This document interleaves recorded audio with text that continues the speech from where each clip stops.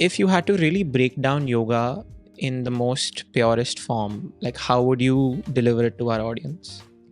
So yoga is in a Western world, yoga is all about stretching, going to the gym. My hamstrings are tight. Uh, a very city audience relates that to yoga, but actually it's not yoga at all. You call it yoga. Yoga is actually from the Sanskrit term yuj, and yuj means to yoke or to bind together. So yoga is a way of life. If you see the Bhagavad Gita, like for example, if you just see the chapter names actually have yoga of renunciation, yoga of meditation. Above every chapter is yoga of this, which clearly demonstrates that yoga is actually a spiritual path. It's the spiritual way. And the first definition which we know in the yoga teacher training, or which everybody is taught, is by the Yoga Sutras of Patanjali, from this book, which is very famous.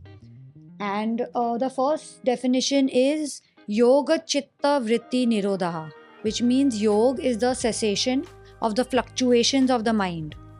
So if you have to go for a party and you say that, I have to go, what do I wear? Do I need to get my hair done? Do I need to get my makeup done? The party is the source which has created all these fluctuations in your mind. Correct. So the cessation of these fluctuations, like these up and down, will make your mind so calm that you will relate to the source, which is your Atman. That is yoga.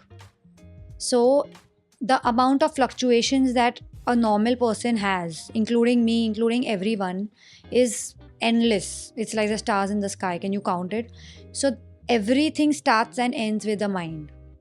So it's very important for people to know that it's cool to do a headstand and a handstand. It's amazing, but you do it because you like to do it. That is not purely yoga. That's a very small part of yoga, which is the asana practice, and it's a spiritual way of life. Right. So I just think that this message to go out there is very, very important on what yoga is exactly.